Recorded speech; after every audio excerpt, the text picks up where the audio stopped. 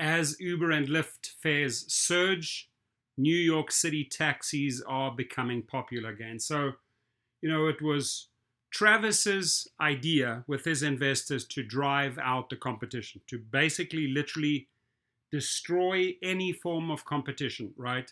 But they did not succeed. They almost got there.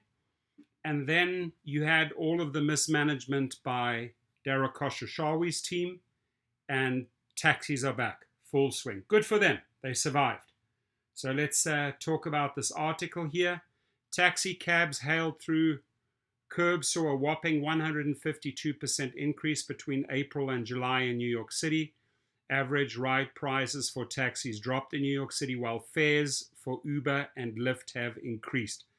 Remember, I made a video at LAX about this, how people were literally walking across and jumping into taxis.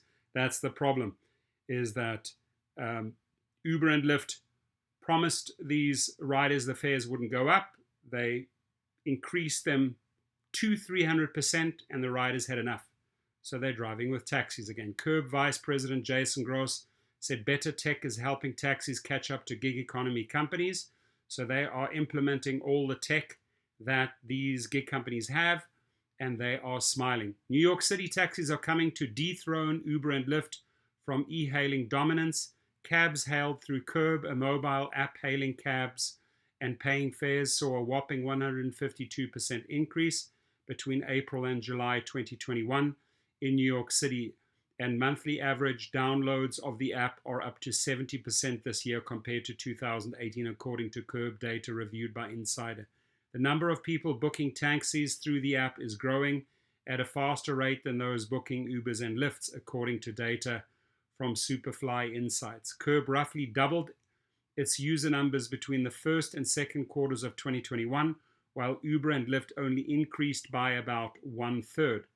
Curb's recent popularity could stem from surging prices for Uber and Lyft. That's truly what it's about. The average ride price for Uber and Lyft increased to $27 from $22 between January to June this year, according to data from Superfly. Curb, meanwhile, has seen average ride prices between January and June drop to $13.63 in 2021, and from $16.46 in 2020 and $16.89 in 2019. Unlike the apps, New York City taxis are beholden to a meter, which charges $2.50 plus 50 cents per half mile and doesn't have any fancy algorithms to increase the price according to demand. What this tells me is that the riders have been so spoiled by Uber and Lyft's pricing, they're not willing to pay the higher prices with Uber and Lyft, and they're going for the cheaper rates at the taxis again. Uber and Lyft reported rising fares amid a struggle to find drivers. More than half of Lyft and Uber drivers stopped driving during the COVID-19 pandemic, per an analysis by Insider's Tom Doughton, and the number of drivers across the country in March 2021 was 35% lower than in January 2021. Jason Gross, Vice President, Head of Mobile at Curb, said hailing a taxi through a phone is oftentimes faster than finding one on the street. The company has implemented changes to improve its ride-hailing service and ramped up marketing for the platform over the last year, he said.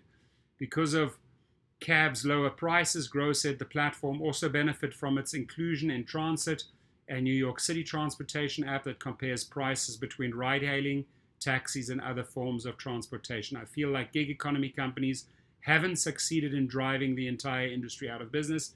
Exactly what I said. Gross told Insider regarding the taxi industry, a lot of people said these gig economy companies transformed the industry through the use of technology, but what they really did is they created an unrealistic market. So true. Gross added, hailing a taxi offers customers benefits they can't get from Uber and Lyft, other than slightly lower fares. Curb also allows drivers to see the amount of money they will earn from a trip upfront. Lyft does not begin calculating driver earnings until 1 minute after arriving at a destination, and Uber calculates earnings on a weekly cycle. Gross said taxi drivers have thanked Curb for allowing them to win back business from Lyft, Uber, and other competitors. In general, I feel the perception is we're a more trustworthy company. There we go. You see, Uber and Lyft drivers do not trust Uber and Lyft anymore. Taxi drivers are starting to trust Curb. Trustworthy company to deal with because we're not rapidly changing and gamifying what they earn or don't earn from a minute to minute or day to day. It's on the money. It's exactly what it's about. Your comments, please. Do you drive a taxi? Do you drive any for Uber or Lyft? And please feel free to comment. Have a good day.